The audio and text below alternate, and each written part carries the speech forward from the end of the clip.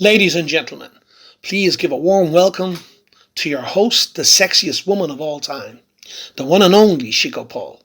As we say here in Nairobi, Kenya, Kamakawa, Kamada, Kariburi Sana, where your thoughts and ideas are most welcome.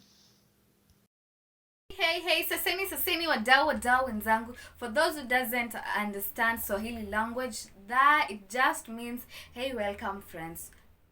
That's what it just means. So on today's show, guess what? I got a good tea for you, sipping it for you as we enjoy all. Wow, it's a mango juice. I really love it.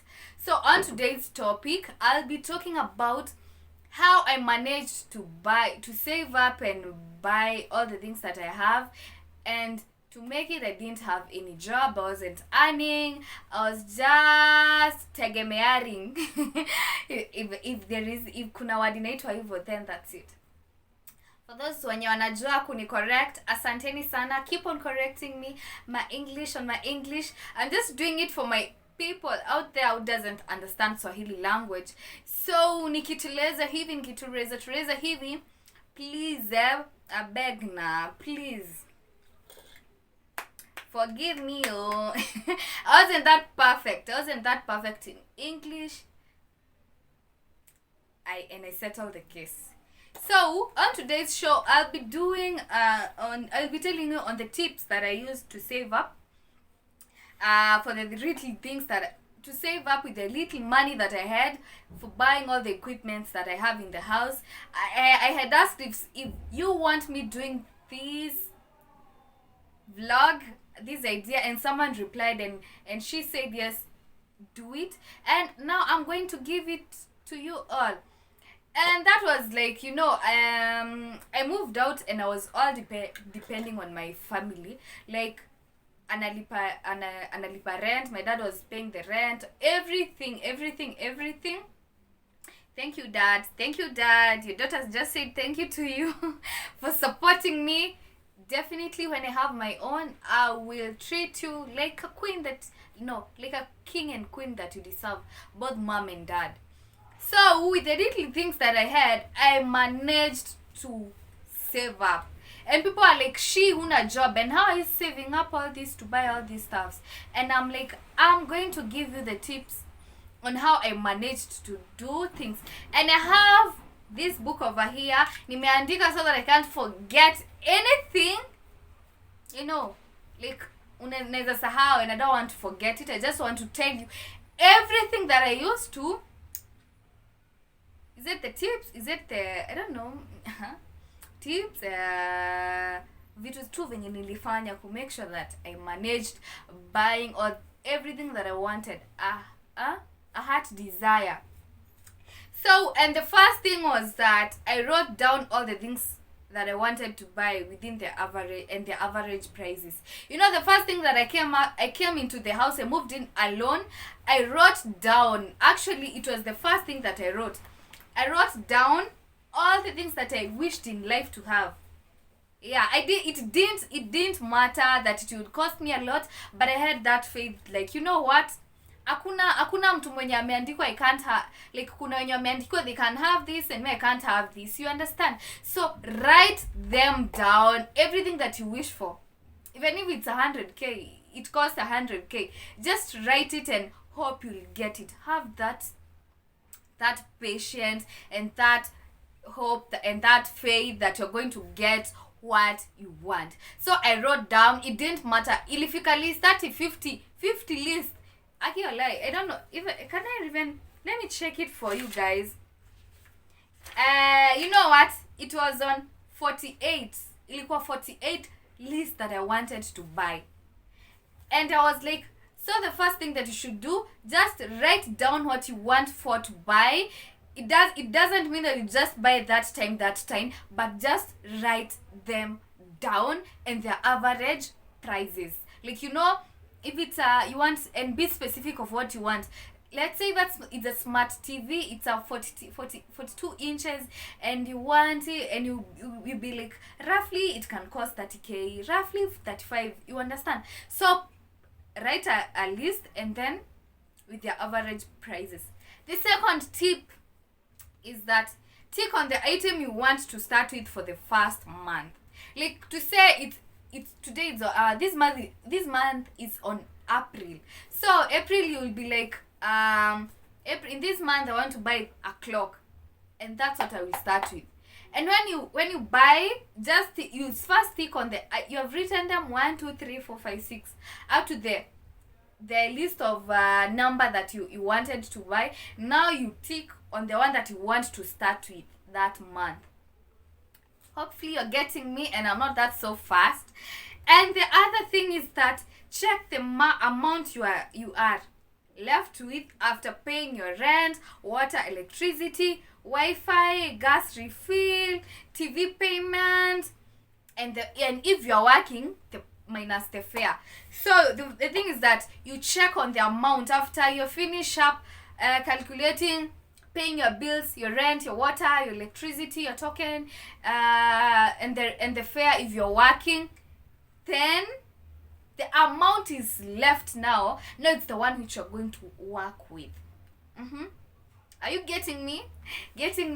So on the fourth step is that if you are left with, let's say, like 10,000 K divided into 50, 30, 20%. Am I telling you, is it sticking?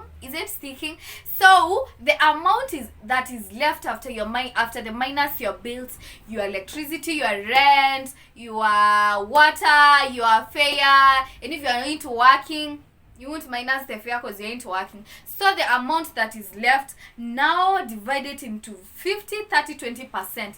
If roughly you have just remained with let's say 10,000, now you divide it into 50, 30, 20%. And the 50% it will be for your upkeep, and that one will be like food only. And it's that you are going to work with 10,000 Kenyan shillings. So the 10,000, the 50%, it's 5,000. The 5,000 should be your food. It should be what else? It should be only your food. And you can be, and when you divide it over 30 days, that's around roughly 150 Kenyan shillings per day. So get this keenly. Make sure you don't take more than 150 shillings on that day. Now the remaining, if you, let's say like you just spent 100 bob on that day for food, the 50 shillings, just save it. You are going to save it. So don't say like, because I didn't use the 50%, I'm just going to buy myself anything. You're going to do what? No. Put it aside. Even if you're going to have like a small container, let's say hizi vitu za jam, and then imeisha, utoe hiyo jam and then you wash it, and then now put the hizo kama ni 150, kama imebakia 20 bob, put on that container 20 bob. Imebakia 30 bob, put on that container. Getting me? And make sure you don't exceed the 150 shillings, so that at any point you won't find yourself telling someone, lend me money. You are like, where am I going to get the other cash from? Please, I beg, don't take more than 150 shillings. And now on the 30%, it goes for buying things that you had listed above. Unakumbuka mali nilikwambia, you list them down. So the 30% will be like, you're listing now the 30%, which is 3,000. The 3,000 will be like, this is the money that I'm going to use for buying the things that I want. If that month you had planned to buy a clock for that's going for roughly 2,000 or 1,500, now on that 30%, that's the money that you're going to use on buying your things that you have listed down.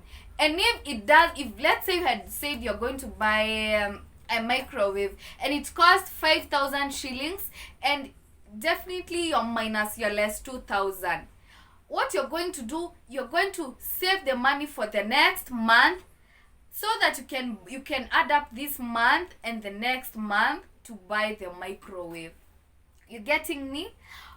Or else you can remember where I was telling you, like, If it's you are the 50 30 20% and the 50 for the upkeep, and that day you like you spent 100 shillings and you remained with the 50 shillings, now they will pile up. I told you should have a container that you put them down, hizo shilingi zenye zimebakia. So the remaining of the 50% at the end of the month, now you're going to add up with the 30%, and then you're going to buy what you wanted. And if still it doesn't add up to the amount that you wanted, then take the savings to the next month and make sure you purchase the next month. You purchase that thing on the next month, early next month, so that you ain't tempted into buying other things or spending the money in a different manner. You get it? So on the 20%, that's around 2,000 shillings, and that's the money that you put on your saving account. Actually, if you're above 18 years old, you should have a saving bank account. I'm taking this. It's becoming hot and sweet. Oh God. So the 20%, make sure that you have a saving account that it's locked, that you can't manage in like kutoa hizo do. You can't be tempted, as in it's locked until the specific, if it's months, if it's years that you're going to remove the money, utatoa hizo pesa, you're going to kutoa inaitwa aje, kudeposit. No, kudeposit it's quick. Also, you won't be tempted kutoa to withdraw, so you save it on a saving locked account. Or else, if you don't have a saving account, don't pressure yourself. Open up an M-Shwari account. M-Shwari, is it an account where you save up? Now make sure that M-Shwari account, if pesa unapatanga at the end of the month, make sure una deduct 2,000 and unaweka kwa either to that account or else to M-Shwari.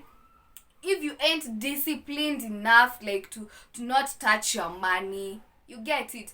And make sure you like, say you can keep for a period of, you can start by 9 months, 6 months, any that you're comfortable with. Make sure that the 20%, the 2,000 every month, you deposit it in a bank account or else uweke kwa M-Shwari. And it's easy with your phone, you can put it. And with M-Shwari, you can't withdraw the amount until the specific date period ifike. You get it?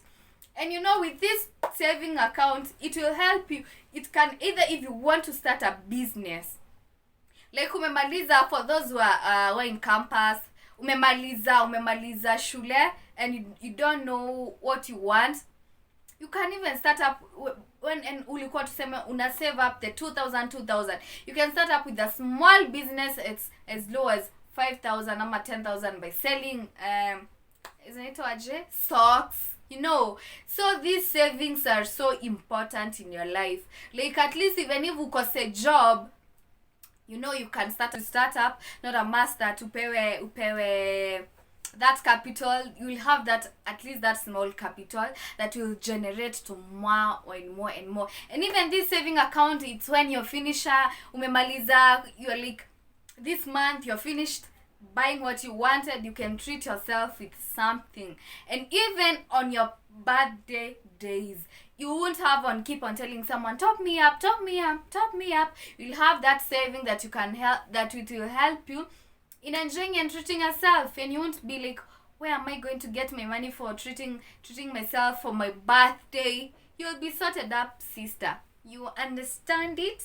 Am I talking sense? Hopefully I'm talking sense. So the next thing,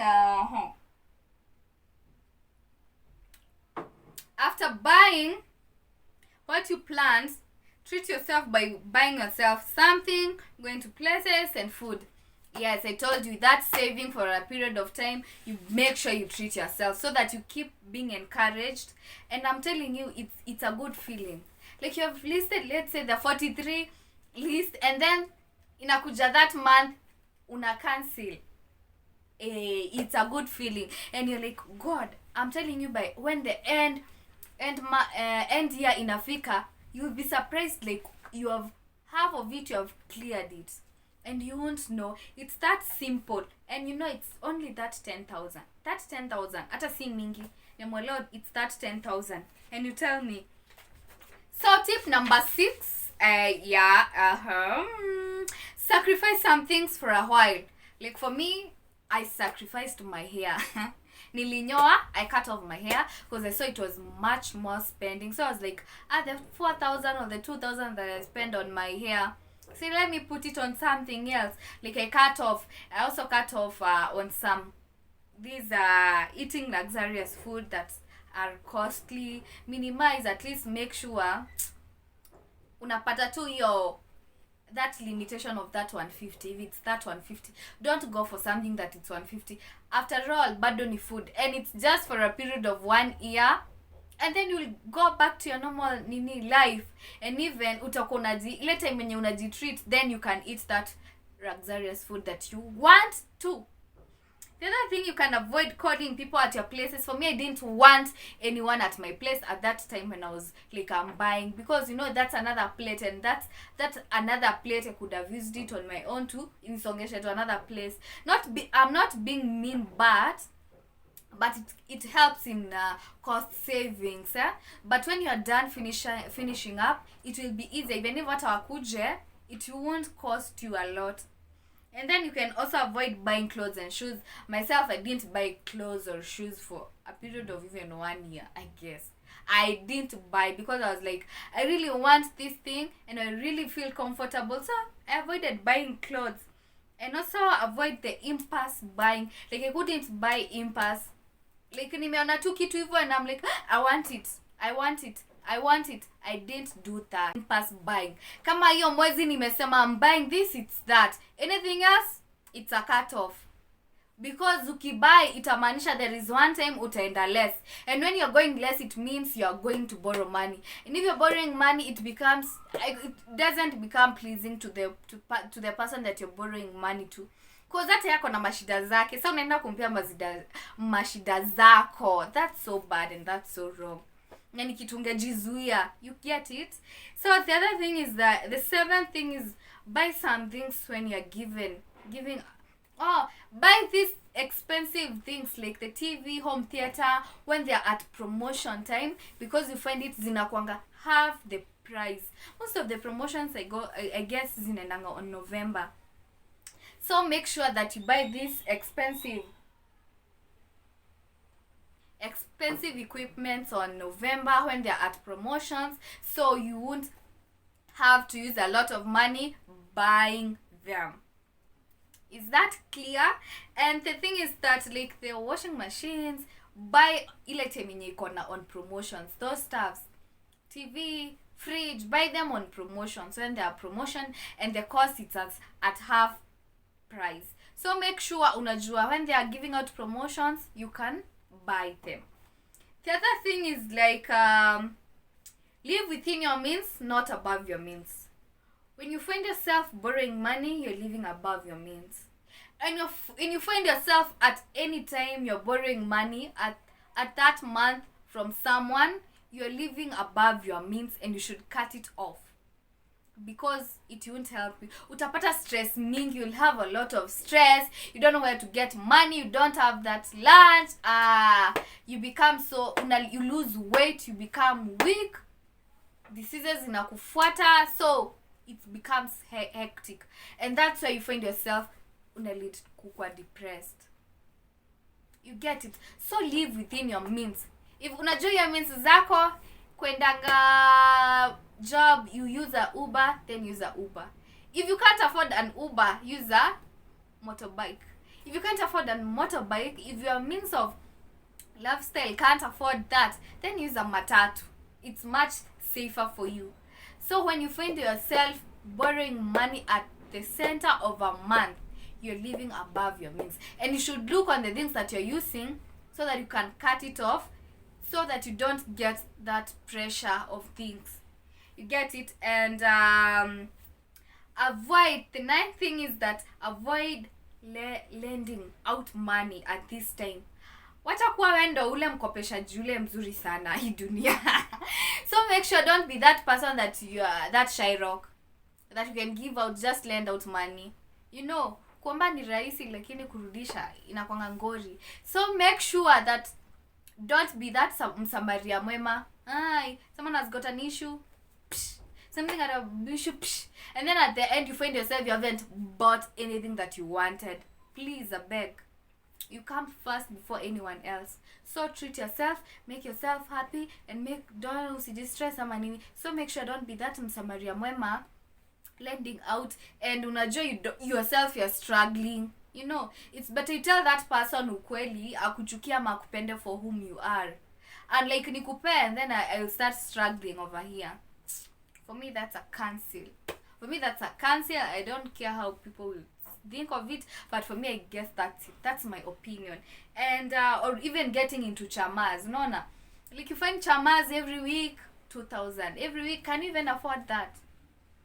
Please don't usiingia mahali usiingie kwa situation yenye weza withhold ama kusustain yourself. You know yourself you can't afford that na bado unaingia. Cut it off, because itakupea tu stress bure.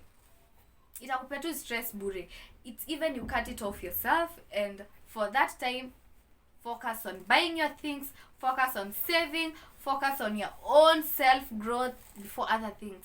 Then after buying all those stuff, then you can unazengia kwa any chama, you can lend out money the way you want, because at least you know like you ain't struggling.